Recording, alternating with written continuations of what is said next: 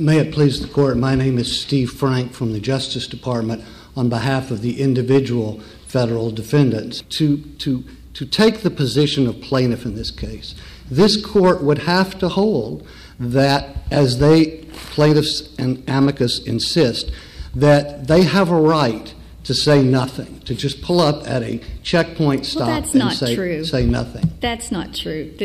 That's just absolutely not true. Hello. How's it going today? Good. How are you doing? Doing well. Is this your vehicle, sir? It is. Hey, can you roll down your window? Is that as far as it'll go? No, it can go down more. What's that? It can go down more. Okay. You said this is your vehicle? It is, yeah. Do me a favor. Go ahead and park over here for me, please, sir. Off to the side. I'll be with you in a moment. Okay. Can you tell me why? Yeah, I'll be with you in a moment. There's a bunch of traffic over here. So go ahead and park over here. I'll be with you in a second. We would not have to hold anything so broad. We would have to hold that if you cooperate, you can't be kept for 30 minutes at what's supposed to be a quick stop, and that everybody should know that if you don't have probable cause, you can't keep holding someone there for lengthy periods of time after you've produced your identification and it's checked out. It is not true that we would have to say you don't have to cooperate. I understand they briefed that, but that's just not this case. America does need to police our border. Rick Rynearson understands that. He's an Air Force pilot who served in Iraq and Afghanistan. Now he's based in Texas, where he found he had to pass through checkpoints all the time. There's no way to leave the border town without going through a checkpoint. The checkpoint he had to pass through most often is 67 miles from the border. I started to feel like I was asking permission to leave that town. I'm just traveling in the United States. I haven't crossed any borders, and I didn't really like that feeling. So he installed cameras in his car. Because I wanted to be able to prove the truth of events. I've asked them if I'm free to go. I've asked them if they're detaining me. They won't answer any questions. Here he's on the phone with a lawyer. They're now standing around without telling me anything. I beg your pardon. I did understand that was their major legal point. I think that's very important, because that's basically, I understand Your Honor watched the video, and we all watched the video, and it's like Monday morning quarterbacking. We can say, well, he should have gone long, or he should have had a draw play, or what. But basically, for a large part of the time, the gentleman was not answering any questions. I mean, he said... That's not true, counsel, is it? How's it going today? Good. How are you doing? Doing well. Is your vehicle, sir? It is. Hey, can you roll down your window? Is that as far as it'll go? No, it can go down more. What's that? It can go down more. Okay. You said this is your vehicle? It is, yeah. I am in the military. Okay, where at? You're in Del Rio or where? Yeah, I'm in Del Rio. What's that? And I did stop. You want to define what that means. You have a military ID. That doesn't mean anything. You have this ID. Those aren't immigration documents. You want a passport? Are you a U.S. citizen? I am a U.S. citizen. You wouldn't answer me earlier. You never asked me if I was a U.S. citizen. You're being secondary because you weren't answering my questions. What question did I not answer? I mean, I could. What questions did I not answer? I answered all your questions. You asked me if this was my vehicle, and I said yes. That was the only question you asked. Okay. Well, here's the deal. Can you hear me, sir? Yes, sir. Can you roll your window up so I can get your pass? Mr. Rynearson, was there any reason why you didn't want to tell the agent your citizenship? He never asked me my citizenship. That's what we do right there on primary, sir. He never asked me my citizenship. Did you produce your passport there on primary? No, they never asked for it, and they never asked about my citizenship. Okay. And where are you currently stationed, sir? I'm in Laughlin Air Force Base. You're at Laughlin? You're yes. stationed? And who's your CO? My commanding officer? Yes. I'd prefer not to provide that information. You don't have to tell me, that's fine. With the Laughlin Air Force Base? Yep. What's your name, sir? Rynearson? Yes. You know what I'm saying? I understand what you're saying. Yes. We good to go now? We're good. Okay. He never once did not answer a question posed to him, did he, counsel?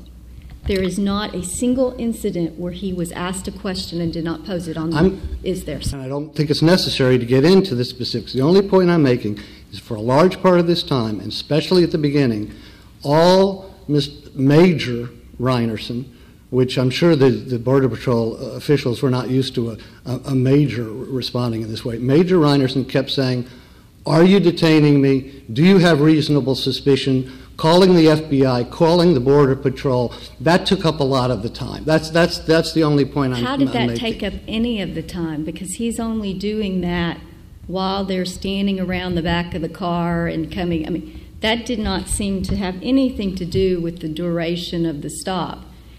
Okay. And what is your name? Mario? Villaplana? Villaplana. Okay, and you're an FBI agent in San Antonio. Okay. Well, thanks for your time. Bye-bye. Can I talk to somebody? Can I talk to somebody? He immediately produced his identification at minute 11 after he realized that that identification wasn't satisfactory, offered to produce 2 passports. That offer was not taken up, and then there was silence. You think that I'm not an American citizen is what you're telling me. Well, define what that means. You have a military ID. That doesn't mean anything. You have this ID. Those aren't immigration documents. You want a passport? Are you a U.S. citizen? I am a U.S. citizen. You wouldn't answer me earlier. You never asked me if I was a U.S. citizen. Well, here's the deal. So I don't understand what he did that contributed to the lengthy time that they just sat there. I think it's necessary to get into the specifics. Is that as far as it'll go? I bet the Border Patrol agents would say, "Come on, Rick, this is hardly a threat to your liberty. Just tell us where you're going." I answered 17 questions. I produced a military ID, a driver's license, and 2 passports. Do we want this court to say it's okay to go through the way Mr. Rynearson I don't understand what you're saying he did that was wrong. He offered his identification, and then he offered other identification. He did try to clarify why the extended detention was taking place. But what are you saying? He didn't get out of the car. I guess I'll give you that. He didn't get out of the car. But other than that, what did he do that was in the least bit uncooperative? I believe I've said it a couple of times. No, I'm asking you. I'll shut up and listen I'll to just you. repeat what I've said. I think that that he was argumentative, he was evasive, he was How was he uncooperative. evasive? In what question was he evasive to? You're being evasive about answering my question. How do I know that? What question did I not answer? What question did I not answer? You asked if this was my vehicle. You didn't answer. I said you were being evasive about answering. How was I being evasive? To which question did I evade? I said you were being evasive. I didn't say you evaded the question. There is a big difference. Okay, evasive how? You ain't down. I'll be right back with you. I understand, Your Honor. Watch the video. Tell me any single Well, they didn't question. even get a chance to ask him a question. If you watch the video, he pulls up, and the first thing he starts saying is, "Am I being detained? Am I being detained? Do you have reasonable suspicion?" They didn't even get a chance to ask this man a question. Hello. How's it going today? Good. How are you doing? Doing well. Is this your vehicle, sir? It is. Hey, can you roll down your window? Is that as far as it'll go? No, it can go down more. What's that? It can go down more. You said this is your vehicle? It is, yeah. Do me a favor. Go ahead and park over here for me, please, sir. Off to the side. I'll be with you in a moment. Okay. Can you tell me why? Yeah, I'll be with you in a moment. There's a bunch of traffic over here. So go ahead and park over here. I'll be with you in a second. Secondary. Tell me any Well, single they didn't even question. get a chance to ask him a question. If you watch the video, he pulls up, and the first thing he starts saying is, "Am I being detained? Am I being detained? Do you have reasonable suspicion?" They didn't even get a chance to ask this man a question. There was ample time where they could ask questions. I understand, Your Honor. Watch the video. Maybe But they could have got a silence. question in there, but that's not the way I looked at that video. Are the Border Patrol agents supposed to allow the people who come through the checkpoints to dictate the manner in which they respond to questions? Are they going to be allowed to just hold up an ID and press it against the window? Well, here's what we can do. You're going to need to give me your identification. Okay. There's my ID. Identification. Okay. I need to inspect it to make sure it's a valid ID. Okay. What is in the military? You're in the military? I am in the military. Okay, where at? You're in Del Rio or where? Yeah, I'm in Del Rio. Del Rio? Okay.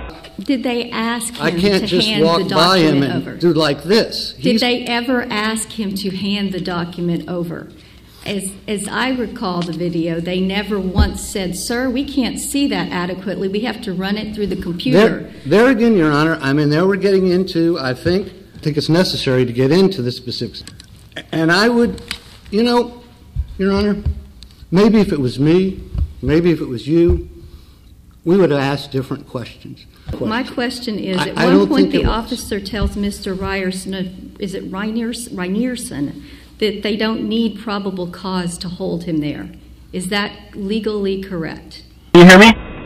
Okay. Yeah, but you got to understand there's a lot of traffic on this highway, so okay. If you want to talk, crack it some more so I can hear you. I can hear you plenty fine. Well, that's because you're sitting inside a vehicle. You don't have wind noise. You don't have traffic or anything like that. I know you guys can hear me. Okay. Okay, do you have, if you can... We got a supervisor coming out here. He's going to talk to you. Okay, if you guys have reasonable suspicion and you can tell me what that reasonable suspicion is, then I'll comply with your request. Checkpoint, okay? Here's the deal, all right? And I don't know who you called or who you talked to, but if you don't know the law, I do know the law. Okay, then you should understand what an immigration checkpoint is. Yes, and you can. We don't need reasonable suspicion. It's secondary. Okay, we don't need any of that. You do need reasonable detention to detain me. Are you? At a United States Border Patrol checkpoint, all I need is mere suspicion for an immigration violation. Yeah, reasonable suspicion. Do you have that? Yes, I have that. How? What is it? I don't have to go into all of that with you. All right? I don't have to tell you. I told you why you're being secondary. I don't have to tell you what my mere suspicion is or why, or my little articulable fact as to why you're over here. I don't have to divulge that information. This immigration checkpoint was not the functionally equivalent of the border. I direct the court to footnote 15 of Manchuca Barrera, where the court drops a footnote to explain that immigration checkpoints like the Sarita and Uvalde or the Laredo checkpoints, they're not the functionally equivalent of the border. And because the functionally equivalent checkpoints, which are the functionally equivalent of the border, the government has broader powers. That's not the issue here. It's for the functional equivalent of the border would be an international airport. Person lands coming from Mexico or Colombia, and then the government has much broader powers. So what is this then? This is just a land interior immigration checkpoint that is governed by Martinez Fuerte, Machuca Barrera, Portillo Aguirre.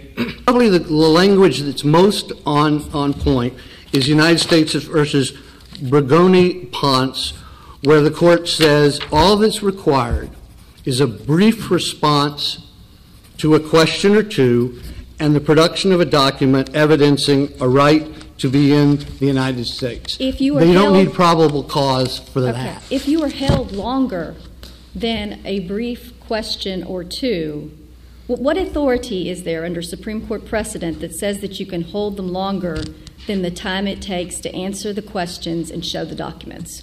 What authority? Because that obviously happened here, that they were held longer than the time to answer the questions and show the documents.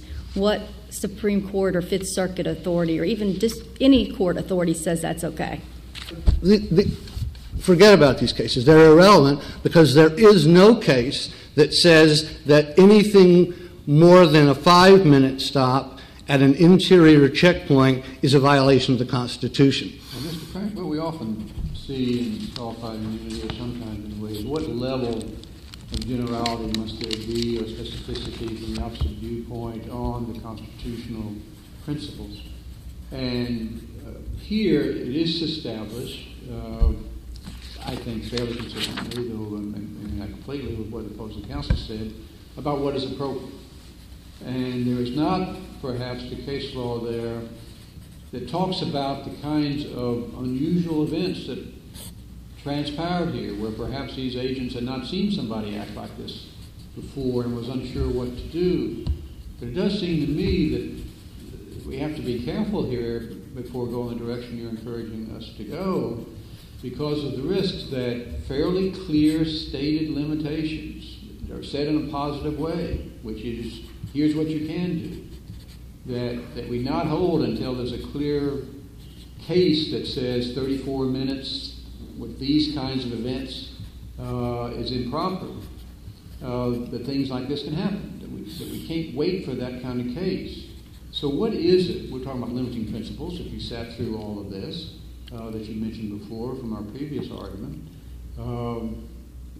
What is the limiting principle on your qualified immunity analysis?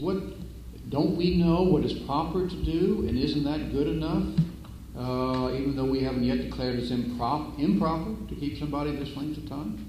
Well, So how would you limit it if we upheld qualified immunity here, and that is the case, it's qualified immunity.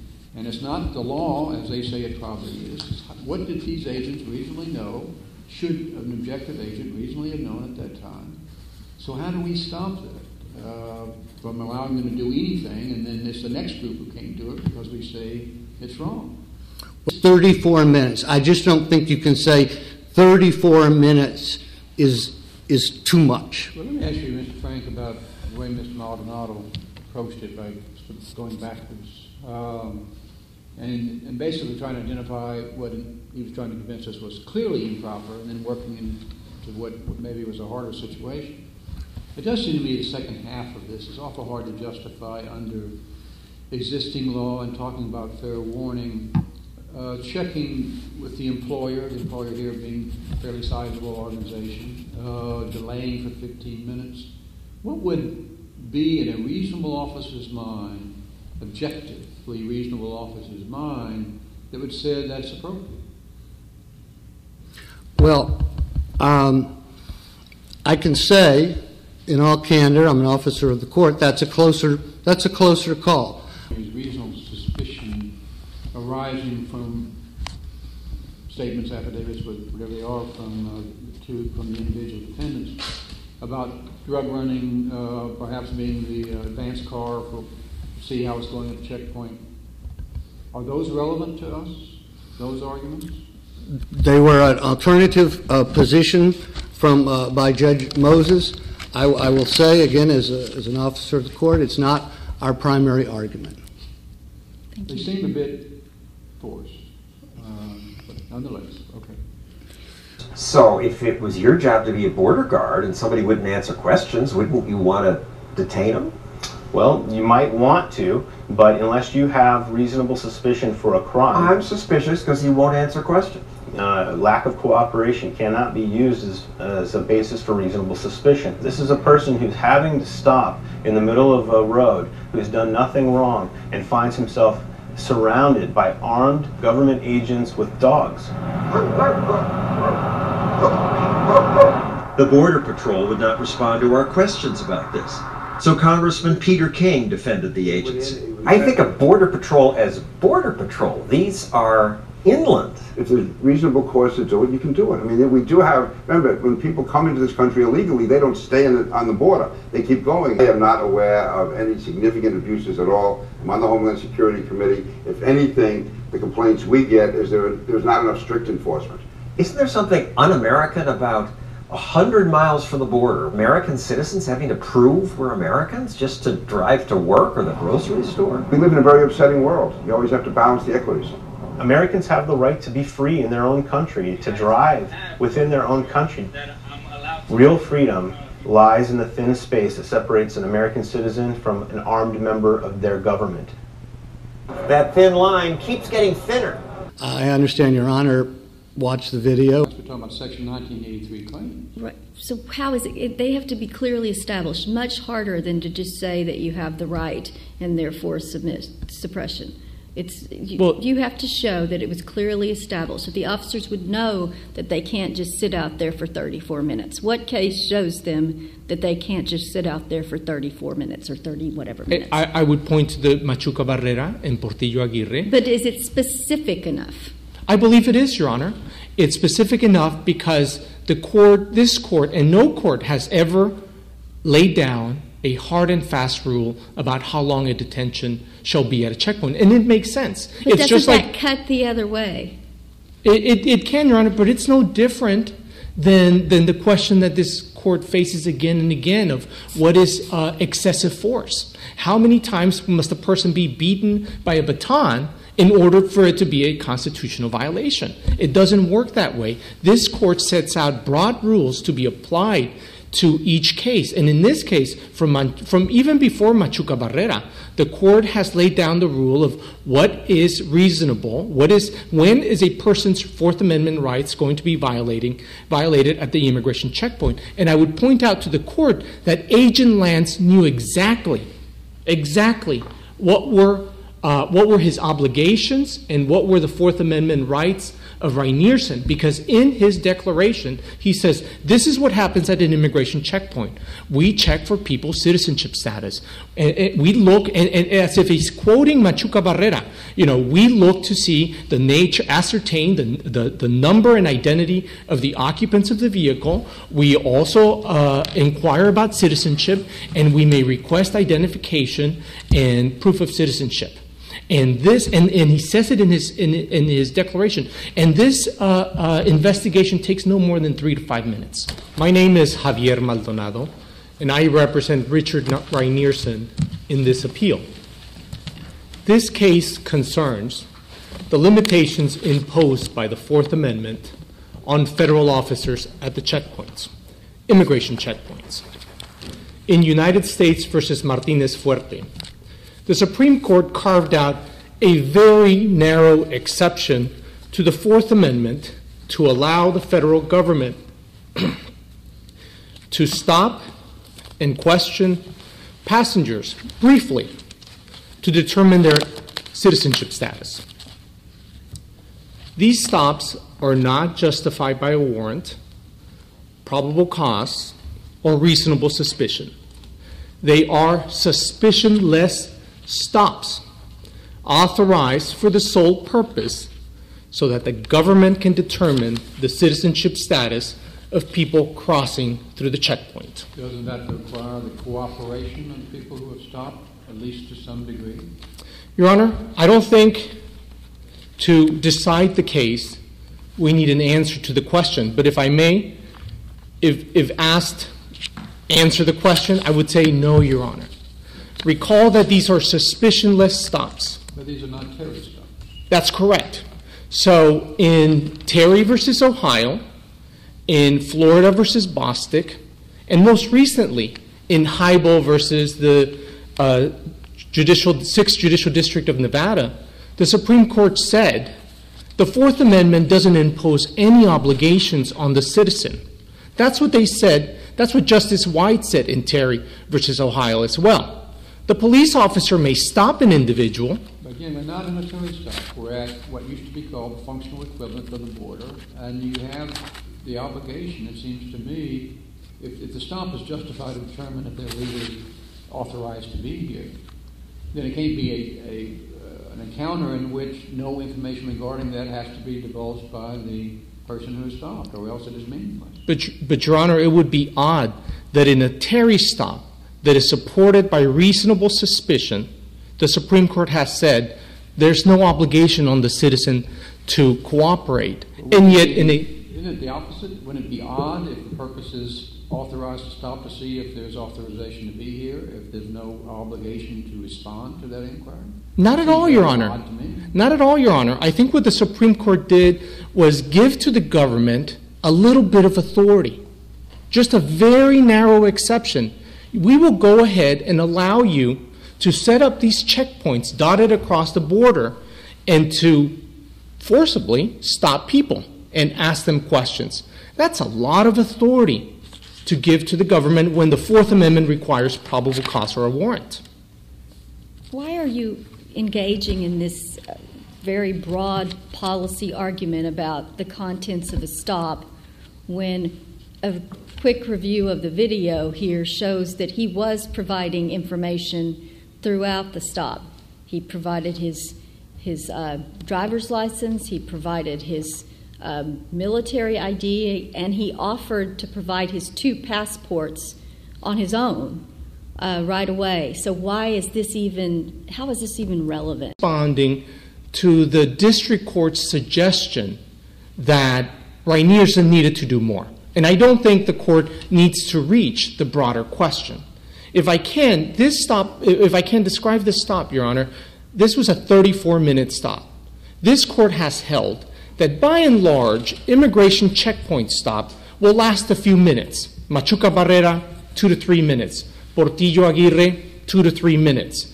Even the agent Lance, the defendant, said in his declarations, this shouldn't take more than 3 to 5 minutes. This took 34 minutes. And I'd like to break it up into 3 parts. The first 11 minutes, when Agent Lance asked no question about citizenship. From about minute 11 to minute 17, at minute 11, finally, Agent Lance asked the question, are you a U.S. citizen? And the whole time from minute 1 to 11, the military ID and the driver's license are sitting right there. On the window, that's correct. And in fact, for a good 5 minutes, Agent Lance simply didn't engage Rynearson. He stood back, and it's on the video, and in Scott v. Harris, the Supreme Court said, we will view the video, or courts should view the video in light of what is shown on the video. If the video contradicts the district court's ruling, are we supposed to go with the video? Isn't it the Supreme Court said if the video says it's clear? I think that's correct, Your Honor. The last section is from minute 17 to minute 34. Let me start on the last period of detention. At minute 17, Supervisory Border Patrol agent arrives at the scene, goes to the vehicle where Rynearson is citizen, requests identification, and Rynearson tenders 2 U.S. passports.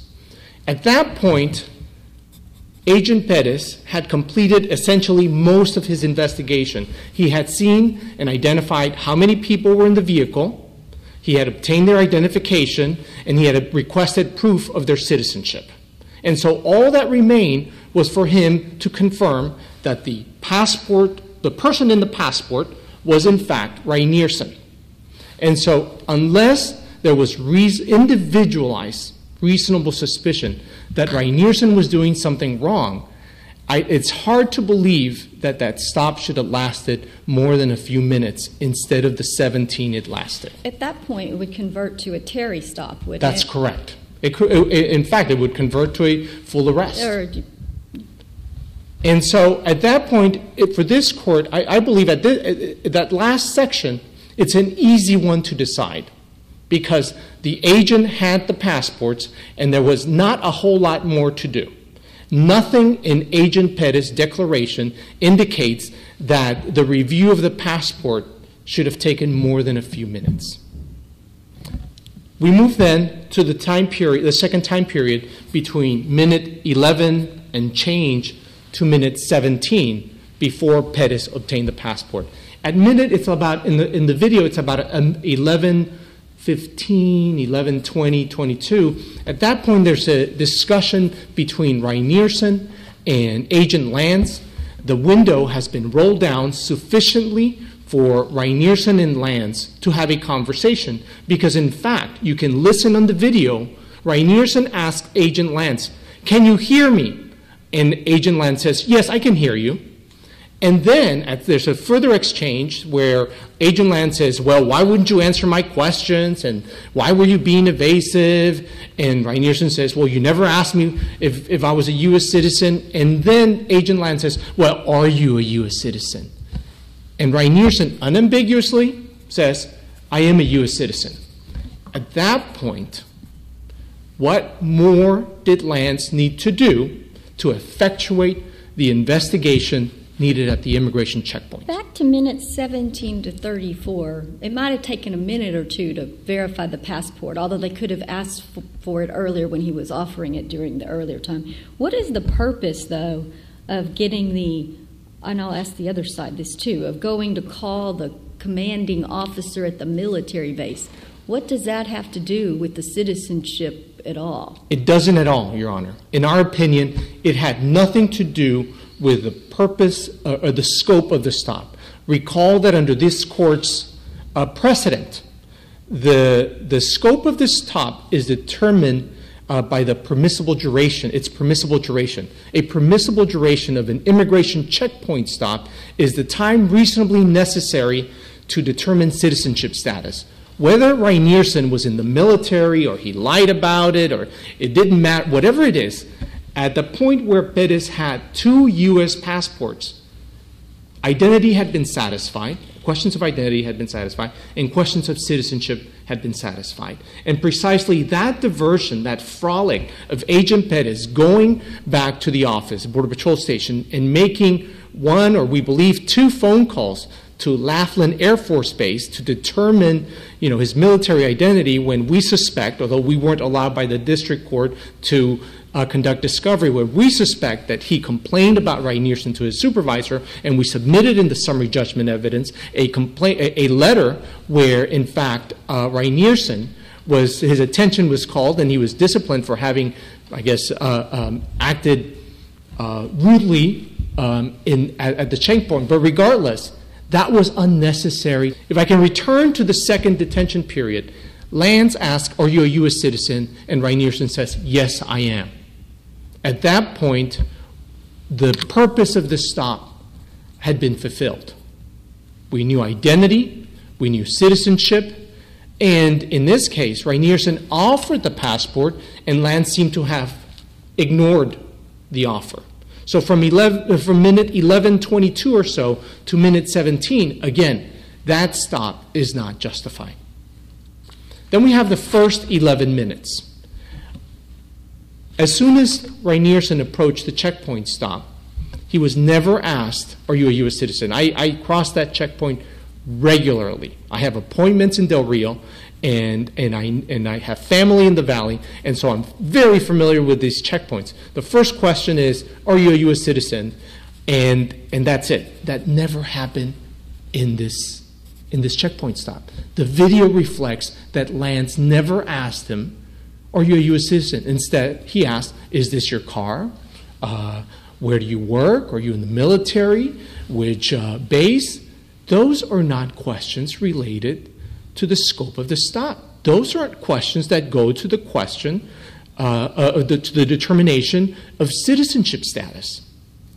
And so Rynearson was quickly referred to secondary. At secondary, there was a gap of about 5 minutes where Lance simply never engaged. You're not arguing to this court that they couldn't automatically send him to secondary, which is what they pretty much did. No, we're not, Your Honor. They can send anybody they want automatically to secondary to make the line go smoother for whatever reason. That's correct, Your Honor. They can do that, but they must also do their job diligently. They must also they can't simply send them to secondary and forget about him. They can't simply just send them over there and not ask him, "Are you a U.S. citizen?" And that's pretty close to what happened here. They sent him to secondary, and Lance never asked the question until minute 11. And so they can't come and argue to this court, "Well, we were diligent." The video shows it all. He never asked the questions for the first 11 minutes. At minute 11:22, he finally asked the question, but he doesn't release Rynearson. And at minute 17, Supervisor Perez obtains the passports, and he continues to detain Rynearson for another 17 minutes. And I think we have demonstrated through summary judgment evidence and through the agent's own statements that Rynearson's Fourth Amendment rights were clearly violated by the agents. I understand Your Honor watched the video.